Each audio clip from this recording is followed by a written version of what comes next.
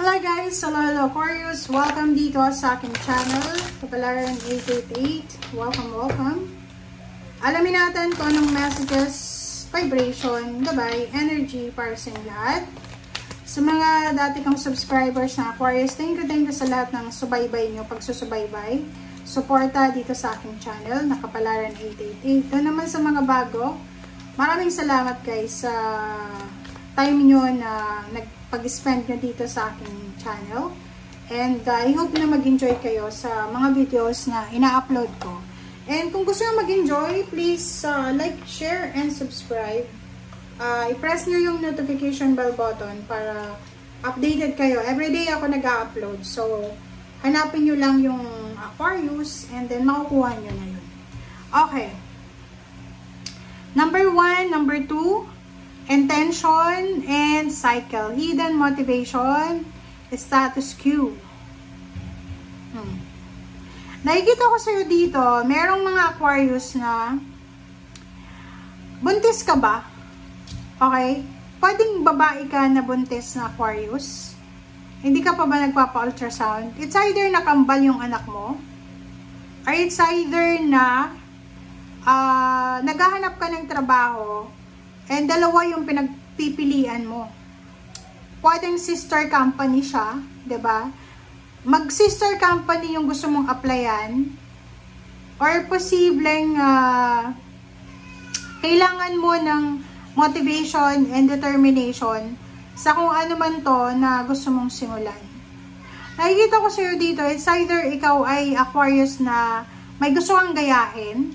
It's either gusto mong gayahin yung magulang mo, the way they parang provide para sa pamilya, or the way they take care of it, they take care of their family, or pwedeng may gusto kang gayahin. So, literal na posibleng gusto mong gayahin yung bahay ng kapatid mo, ng tiyahin mo, or ganyan ganito. So, nakikita ko sa'yo dito na marami kang gustong gawin sa buhay mo. Marami kang plano sa buhay mo. And isa sa mga plano mo dito is makapagpundar ng bahay. Bahay lupa, sasakyan, negosyo, parang ganun. And yung iba naman sa inyo dito, lalo yung hindi nabubuntis na Aquarius, sinasabi ng pangarap mo na magkaroon ng maraming babies or anak. Comment down below if you resonated.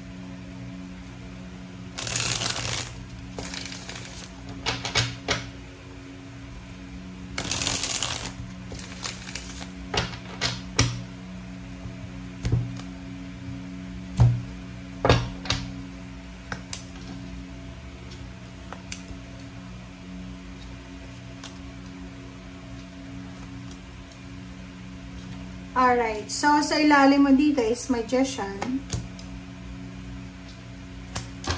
Okay. Aquarius. Okay, dito sa 5 cards mo, meron dito na Aquarius na parang nagpe-pray siya, nagwi-wish siya na sana lahat ng pinapangarap niya sa buhay, yun nga sabi ko, ang dami mong pangarap sa buhay, marami kang pangarap sa buhay, na sana magkaroon ng milagro. Yung halimbawa na parang feeling mo yung pangarap mong ito ay hindi siya masyadong, parang unrealistic goal siya. Unrealistic dreams, goals, or kano pa man. And yung Magician dito, sinasabi na nagwi-wish ka na sana bigyan ka ng milagro. Okay? So, Ace of Swords, the Moon, sinasabi ng bara sa'yo dito na may mga Aquarius dito na ayaw nyo nang bumalik yung buhay nyo sa dati. Pwedeng isinilang ka sa isang pamilya na magulo. Pwedeng isinilang ka sa kahirapan. So, nakikita ko sa'yo dito na posibleng sa September and until December, isang desisyon ang gagawin mo para hindi ka na makabalik doon sa kinatatakutan mo na past. Okay? So, yung determination mo na yan, or yung motivation mo na yan, parang yan yung hidden motivation mo para mag-survive. Diba? Kasi hindi naman lahat tayo sinilang na mayaman eh. Hindi naman tayo sinilang lahat na may mga pamilya na sumusuporta. May lolo-lola na pwedeng tumulong sa pag-aaral o sa kung ano pa man. So, ikaw, nakikita ko sir dito, pwedeng para sa'yo to, na parang wini-wish mo na sana bigyan ka ng milagro. Ayaw mo nang bumalik sa dating ikaw. So, yung ayaw mo na yan na bumalik sa dating ikaw, yan yung hidden motivation mo para mag-survive. Yung parang, yun yung rason kung bakit ka sobrang workaholic. Okay? And motivated.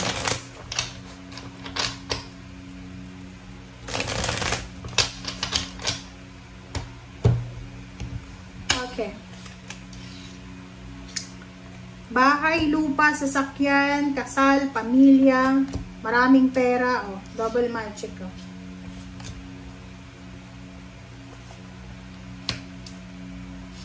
And sa ilalim mo dito, Four of Swords. Diba? So, yan, sinasabi ng baraha sa'yo dito, okay, ang sinasabi ng baraha sa'yo, Aquarius, na there's an incoming wedding, it's either wedding anniversaries, there's an incoming parang housewarming, house blessings. There's an incoming, para siyang baby shower. There's an incoming, celebration. Celebration about love, about success ng buong pamilya. Nakikita ko rin sa'yo dito na possible ka na makahawak ng pera, malaking halagang pera, or posibleng yung asawa mo, yung pamilya mo, or yung kapatid mo. Mag-iingat lang tayo dito because there's a temptation here. Ang temptation dito is yung parang yung parang sobra-sobra yung motivation mo na mabago yung takbo ng buhay mo. Kaso lang, posibleng matempt ka ng Capricorn or ng water sign na kakilala mo or connected sa'yo para hindi mo ituloy yung mga plano mo sa buhay. Ano yung ibig sabihin niya? There's a magic double magic. So, pwedeng dalawang beses kang bibigyan ng pagkakataon ng universe na mabago yung takbo ng buhay mo. May milagro Parang yung mga unexpected na or mga unrealistic dreams mo, unrealistic goals mo ay possible na mangyari siya.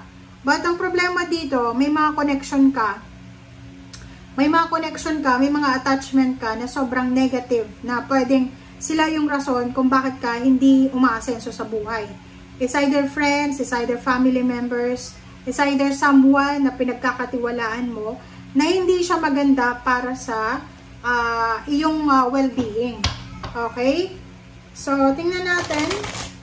These two cards ay siya yung posibleng confirmation kung ano ba talaga ang posibleng mangyari sa last 4 months. Oh, new beginnings. Diba? So, sinasabi ng baraha sa'yo dyan, Zero the Fool. Kailangan mo daw, Aquarius, na mag-take ng risk. Huwag kang makikinig sa mga taong nagsasabi na hindi mo kaya. Oh, diba? Pasensya na kayo, guys. Ang ingay ng aking anak.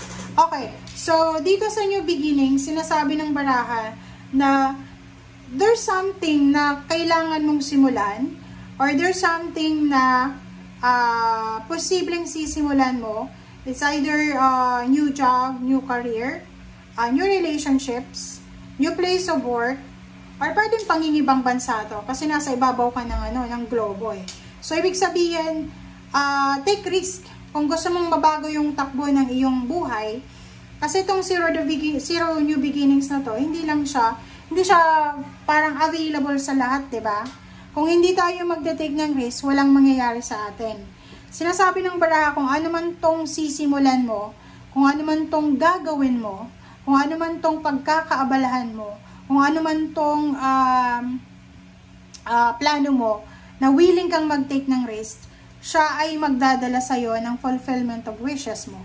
Financial and emotional wishes. Kumbaga, etong iniisip natin na gawin ngayon, especially September until December, kung ano yan na iniisip mo na gawin, sa either gusto mong mag-business, gusto mong mang-ibang bansa, gusto mong magpatayo ng bahay, gusto mong mag-save ng money para sa travel or sa bahay, gusto mong bumuo ng pamilya, madagdagan yung members ng family, gusto mong magkaroon ng anak ulit, sinasabi ng barahan na after ng December, pagpasok ng 2026, sobrang blessings ang matatanggap mo. And yung Nine of Pentacles dito na fulfillment of your wishes, sinasabi sa'yo na deserve mo to kasi trinabaho mo, nag-take ka ng risk. So, ibig sabihin, kung hindi tayo magte-take ng risk, walang mangyayari sa atin. Ganun naman talaga, di ba? Basic yun na kung kontento lang tayo sa kung ano yung meron tayo sa ngayon, hanggang dyan lang tayo. Pero kung itry natin na mag-level up pa, talagang magle-level up tayo. Okay? So, thank you guys for watching and see you again. Bye!